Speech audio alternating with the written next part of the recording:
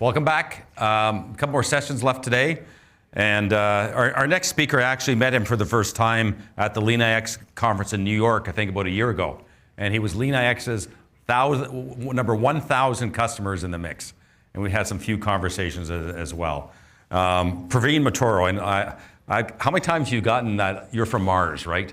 It's kind of, everyone chuckles at that. But he's a chief enterprise architect at Mars. He's presented a number of events. And I think you'll enjoy as much as I will the story of the transformation they're under at Mars. So, Praveen? Thank you so much, Paul.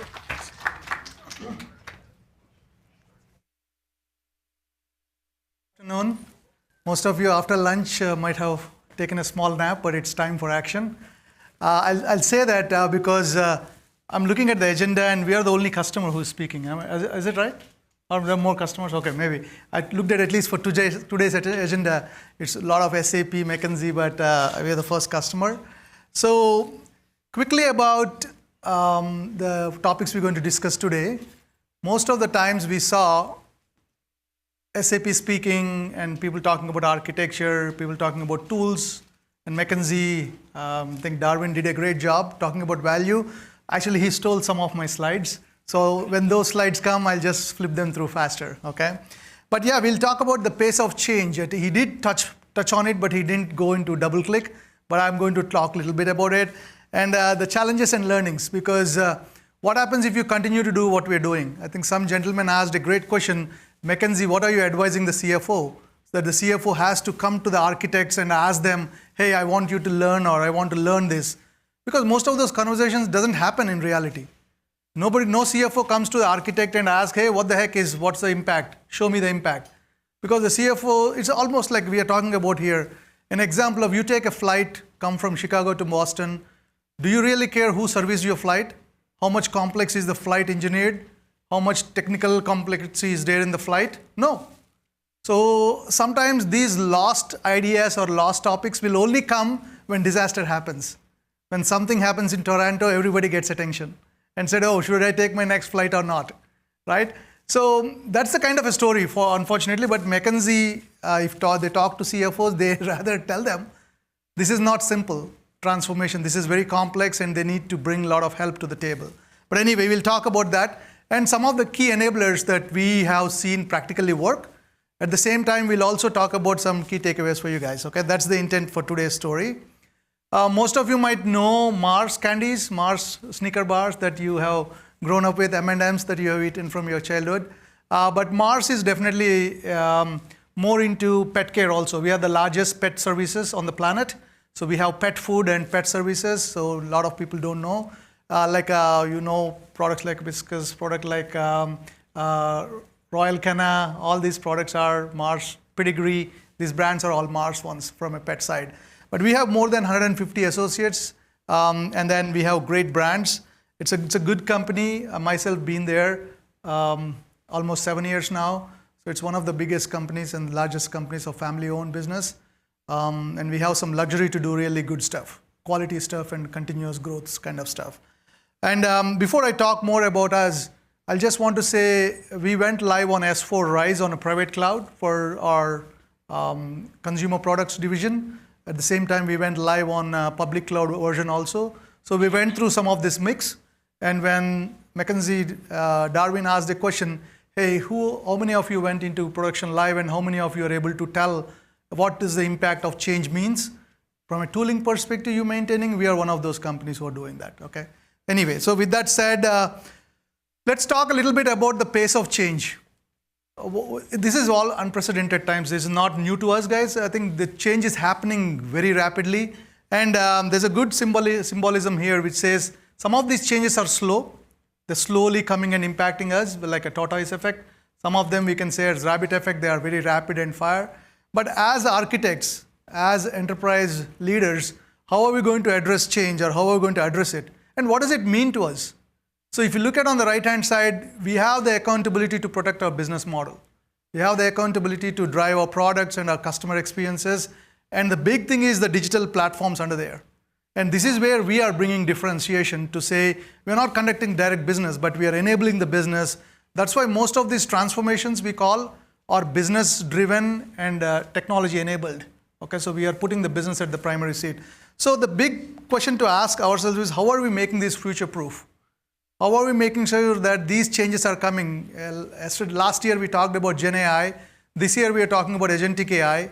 The next year that's something else that is going to be lined up. So these things are coming on a constant basis. So how do you ensure that you understand the pace of change, and then how do you ensure future proof, right, of your businesses? So that's what we want to learn more about it. So if you look at the change, right, so you can look at this change into 3 tier. And I like, I'm watching the slides from the morning with SAP and McKinsey. A lot of people talked, and SAP especially talked AI on the top layer. Maybe they meant Joule is in the top layer, or maybe AI is everywhere, right, all the ways in the stack. You can apply it to all these layers. But fundamentally, we've been thinking about applications, platforms, and infrastructure in the bottom layer. And then the data is always golden, right? That nothing changes on the go. We still have the same challenges, and how do we optimize the data?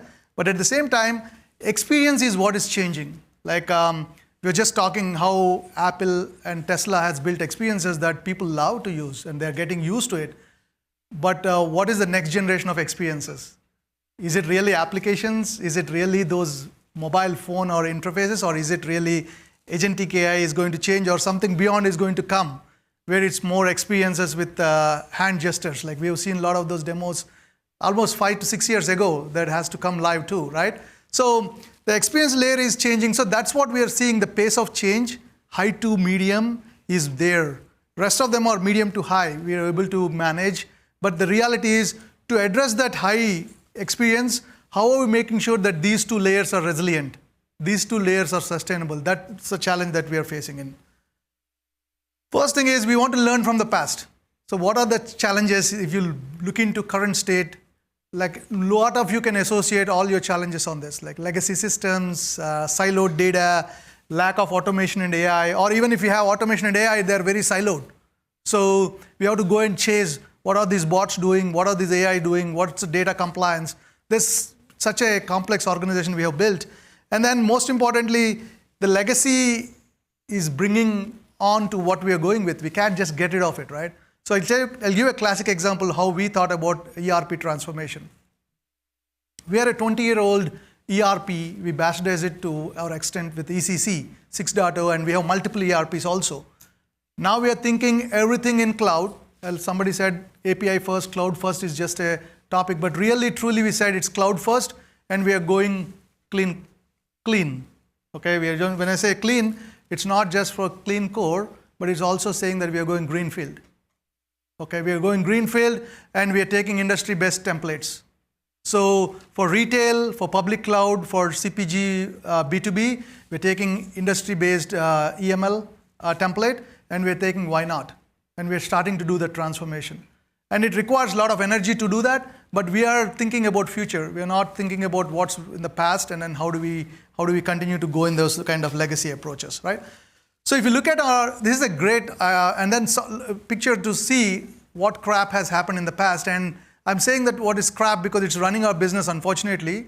But if you look at the intertwangling of user experiences with data, with applications, infrastructure, that causes the complexity. That causes the complexity in terms of maintenance, in terms of visibility, and also in terms of scaling. We're not able to scale, we're not able to innovate, anything we can bring it out. That's the big picture. And then when we peel this, you could see those layers laid out right now with the experience of headless and API first approaches, microservices where we can do it so that we can scale based on demand. At the same time, driving in cloud, data and advanced analytics, you know it, automation and cybersecurity. These layers are helping us to deliver and look into our future state architecture, which is really future proof. And that is what we define in these bullet points to say it should be agile, it should be adaptive, it should be secure, sustainable, and open integration. And it really takes this kind of energy to look into what happened in the past. And this is not a ERP story. This is any application we built in the past. Most of them legacy are coming this way. Now we are taking this and peeling the onion kind of and taking it a layered approach is where we are going with this. Okay. So this is where the actual transformation comes into. Left-hand side is where you could see one monolithic big ERPs or big legacy systems. Now we are breaking into cloud first, and we are looking into putting S4 digital core in the center, making the core cleaner. Don't put too much of nonsense in there if you don't want to put it. Differentiation, you can bring it into cloud on the right-hand side where you have cloud-first architectures with BTP or anything else on the edge. Look at the surrounding systems of the ecosystem that we are bringing best in cloud, but again, open integration and able to plug and play. So that's the kind of, you see that the Gartner's pyramid of system of record, differentiation and innovation. Applying that three-phase layer approach, we're going to say how solutions have to be architected for future and make sure they're clean core, okay? Our transformation, so we're going to tell you the story. We saw a lot of these in McKinsey slides as well. And time to market is important for a lot of us. And that's where we are selectively taking, I would say, one size doesn't fit all. So we're taking public cloud approach and a private cloud approach. Public cloud for small to medium businesses within our 100 billion kind of where we are going kind of portfolio with one large ERP private clouds, at the same time, smaller public cloud infrastructure, right? Cost, same thing. I think cost to value, we are very much the McKinsey presentation talks more about the value. So the cost is directly proportional to those business cases. Scale and ecosystems, right? So ecosystems comes really big because of, we need to understand where to repurpose existing investments, where to centralize them, and where to differentiate at the edges. So that's the clean important. So guiding principles, when we talk about speed, agility, efficiency, and simplification, minimize risks and redundancies, these should be the normal tenets. These are the same tenets given by our senior leadership team for us to say, hey, when you build a transformation, make sure that these three pillars are very, very important for the transformation. So how did we take those tenets and move forward? This is really where the architecture team, our architects come in picture along with the strategists. So three key enablers for you to take away, right? One is digital blueprinting. Most of you might be not starting right if you don't take this digital blueprinting approach, and this requires a lot of energy and interest. And fortunately, we have invested in LeanIX much ahead of this transformation, so we got a lot of the processes and a lot of the applications and assets documented from a blueprinting perspective. The second thing is really about clean core. We heard a lot of this about clean core, but I don't know if a lot of us can justify answering clean core because it's not about how you build your apps. It's a whole 9 yards kind of a story. Clean core applies to everything you touch, whether you touch data, you touch process, you touch release management, you touch versioning, you touch what edges are you using, what are you standardizing. It is a whole 9 yards kind of a story. And lastly, the end-to-end enablers. So this transformation to S4 is not simple as you're transforming to ECC because of a couple of reasons. One is, yeah, we can drumbeat on cloud and we can drumbeat on the scale and we can drumbeat on a lot of capabilities, but the capabilities are bringing a lot of complexity. And I'll show you the complexity nature of the end-to-end because there are almost like 50 new technologies introduced, 50 with the introduction of S4 to do end-to-end. And then how are we going to bring this to the enterprise? How are we going to scale it? How are we going to bring this change? How are we going to build the skills and move it? That's the critical challenge for us, and that we should be pioneering or cheering up to make sure things will work. And as a matter of fact, just think about transforming from on-prem to RISE itself is a big challenge. Like this is going back to the talking about our infrastructure team to say, hey, let's move from mainframe into cloud. Same kind of situations. How do we make sure they're comfortable with RISE? How do we educate them that let SAP focus on the key deliverables and then you focus on the better things? How do we improve on a continuous basis? That's been a big challenge. But this shows you the first one today, take the digital blueprints, right? If you take the Signavio on the left-hand side, you see the activate methodology steps on the top, and then you look at Signavio is a starting point of all the processes. You start with the process to understand, before you start with process, you start with, of course, business capabilities for the taxonomy. The capabilities have all these processes mapped up. So there's a nomenclature, thanks to SAP. They have provided some capability model, which we can use it. But Signavio is a starting point, and everything has to be process-driven. So if the change happens through process-driven and it's documented in the tool, now you're managing a life cycle of the change. So any given point of time, you can relate and correlate what is the impact and what you guys have done. So ServiceNow you see on the left-hand side, and CALM, right? Those are the two tools that are enabling the auditability of the change management from end-to-end perspective. Signavio is helping us on the process change management, And then LeanIX on the right-hand side is the one which is maintaining all the digital blueprints for us. So you could see that you're modeling your people, your processes, your tools, technologies, and your applications and data. And then data is the one thing that we don't still have a good handle. We're trying to get something in LeanIX, but there's so many repositories in data, and so does with the rest of the other areas also. But we're trying to consolidate them, rationalize them, but having LeanIX to be the center or the glue that connects to our data catalog, API catalog, that connect to our bot catalog, and something else as we are trying to bring them together as digital blueprints. And this is exactly how we are doing from a Signavio point of view and a LeanIX point of view. We are documenting some of these blueprints at the same time, maintaining them from an ongoing point of view. Okay. So this is one place I have some complaint on LeanIX, because it doesn't help you to really document your blueprint in a way that you can easily move and do it. We are still getting there, but I think we think like an analogy of you put your diagram on a napkin first, and then you go into PowerPoint kind of when you transform. So some of that work needs to be still done in a iterative basis. But putting these reference models, documenting these reference architectures, and documenting the roadmaps and current state and the capability blueprints and the capability heat maps, the tool has been a great help. I'm not talking about the tool itself here. You can use whatever tool you want, but you need to use a tool that's integrated within the SAP ecosystem, and that's where LeanIX becomes very significant in this journey, right?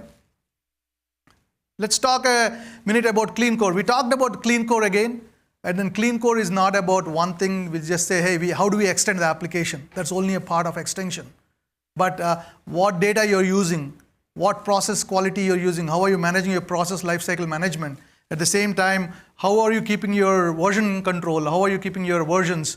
How are you upgrading it? How are you applying your patches? All those is relevant to a clean core methodology. And a lot of people talk about clean core being easy of upgrade, but that's only one part of the problem. Easy of upgrade is only one part of the problem, but the regression testing, understanding the impact, understanding the root cause of problems when things don't work.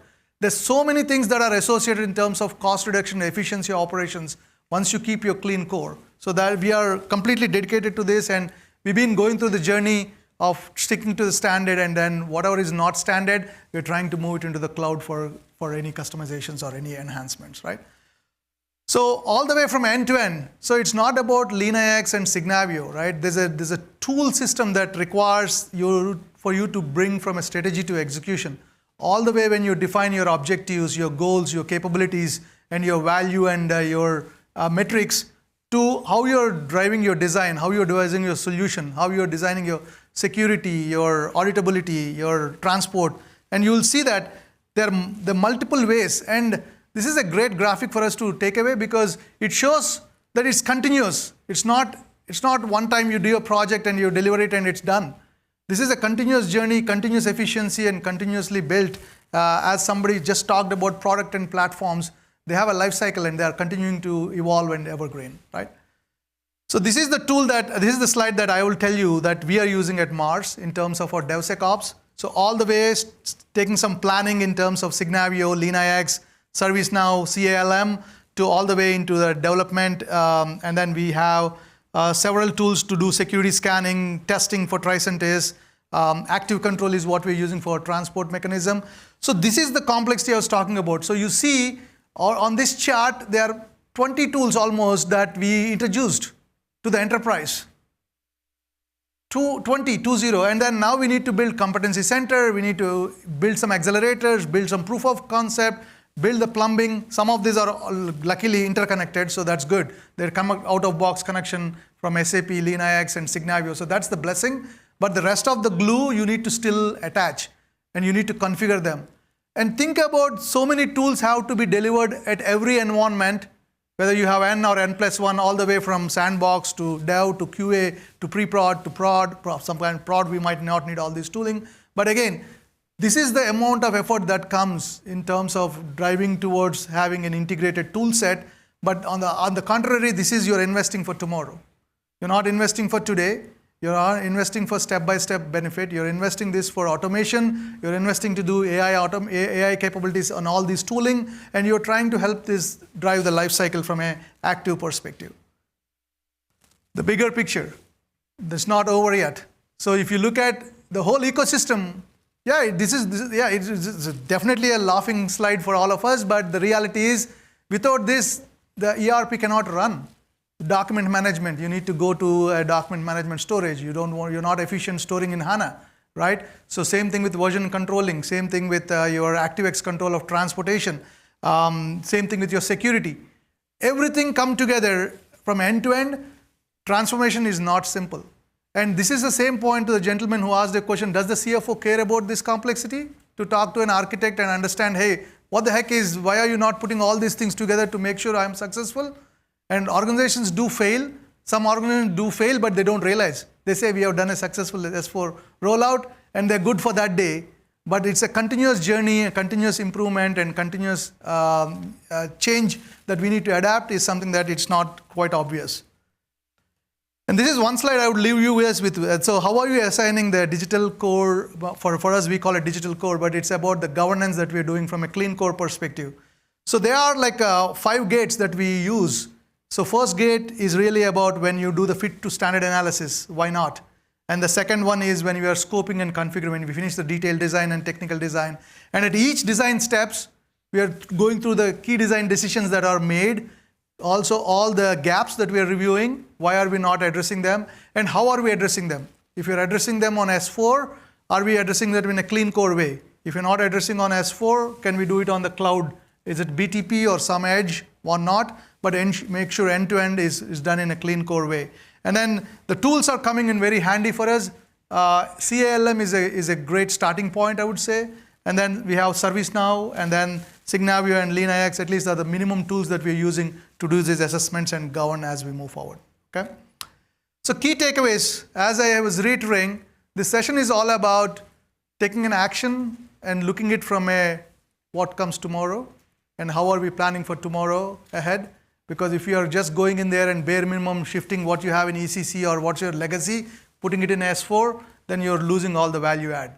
At the same time, it will be hard for you to even justify the business case because you're not differentiating, you're not defining for future, right? So that's the digital blueprinting is the first thing that you need to start with. And that inventorying in a Excel spreadsheet or in a PowerPoint is not going to help you because this is really to understand the impact. I don't know how many of you have seen LeanIX, kind of a tool. I'm not marketing for LeanIX, but if you click on a process, you should be able to know what is the impact on process, what is the impact on data, what is the impact on AI, what is the impact of automation. That is the level of visibility you need to have when you're architecting your solution so that you can clearly understand the impact and plan for efficiency. Dynamic planning and strategy, because this is not like a one-time spot where you'd say, hey, I'm done with my inventorying, current state, future state is done, architecture is done. That is used to be our thinking. We do architecture governance and we leave it to the delivery teams to do delivery. But that is where we lost the ball in the past. We need to make sure that the delivery and the quality output all the way through is governed and architecture is supporting as we move forward. People, process, data and technology, you've seen the tooling, the number of roles that need to be engaged in this, the training that is required, and then how do you build those competency centers so you're not redundant doing it day one, but at the same time you're democratizing it in your enterprise so that it doesn't feel like only one team is running and maintaining it, right? So the gentleman said it very well. The product platform is a great opportunity to see what are these platforms, what are the products, and how architecture can really become the glue for going forward, right? Sorry, I had one more. On the adopt clean core best practices, again, clean core is not just for S4. Clean core is for your edge systems also. There is way how we need to start thinking about your architecture and your future state solutions. The key on the clean core is the more clean you are in the core, the innovation can run at a rapid pace and without any hard coupling. I think that's the key. This is what Mars believes in. The world we want starts with how we want to do business today. So this is exactly what I want to leave you with is this transformation is not small slideware. It's really complex. And I want you to take it seriously. And this is not required, like nobody wants to understand the technical complexity of the plane you flew in.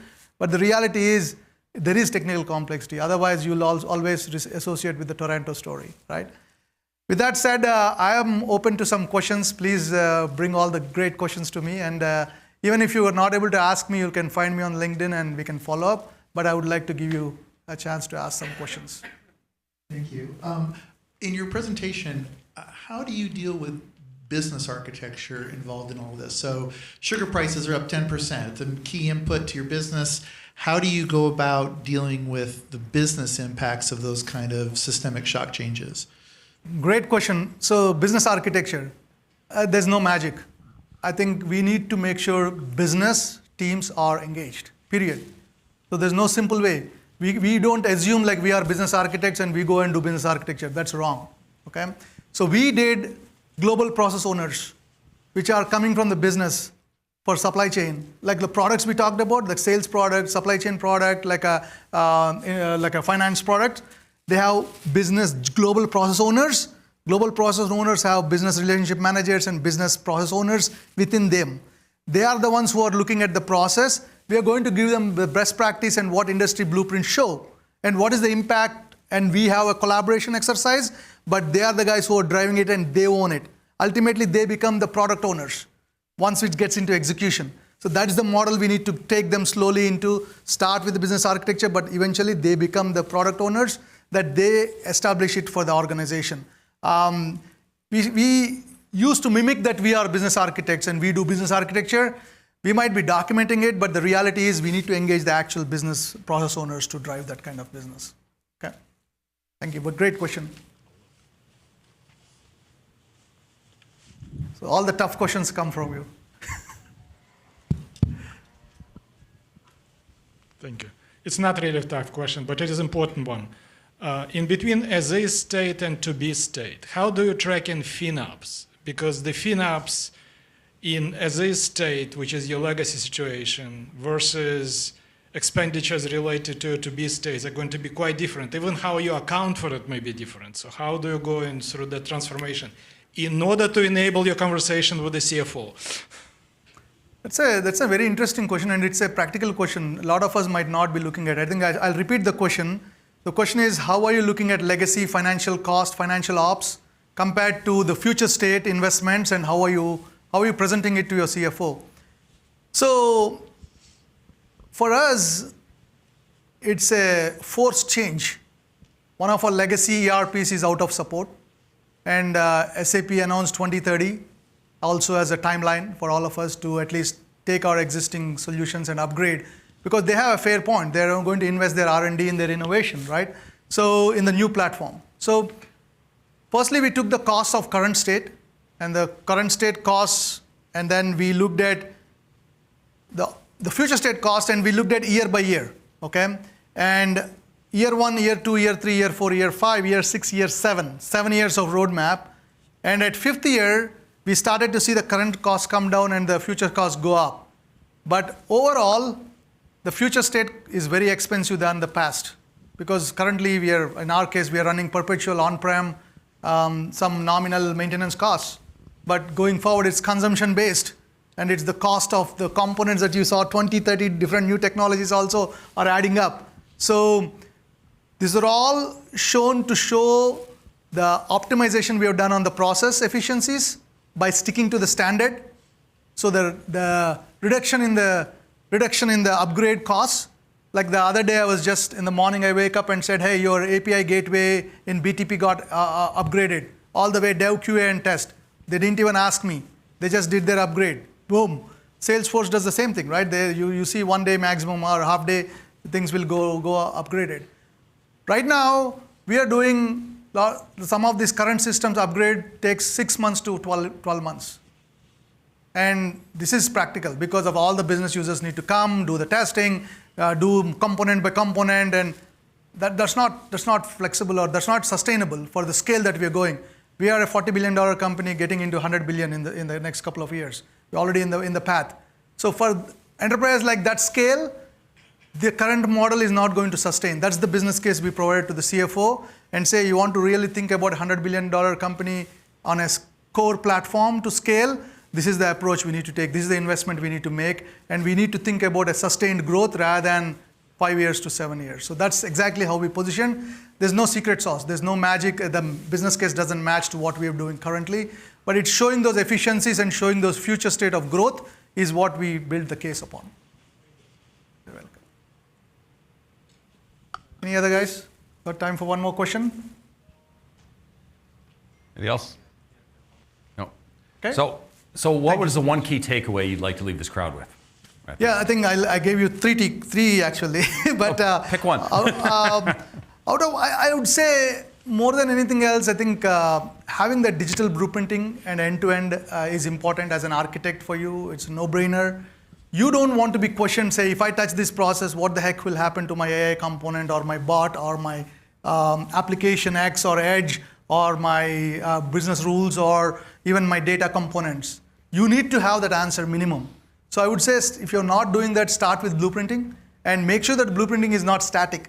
It is dynamic, it's in LeanIX, and sometimes it's okay. You start with static, it's okay, but catch up as you know more, but make sure those blueprints are clean. And because that helps you to hand off what work you've done to the next generations also in a clean way, rather than tribal knowledge taking it into the people, okay?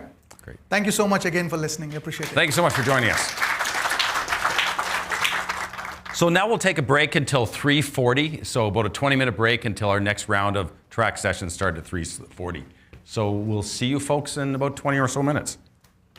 Actually, a little more. You get 25.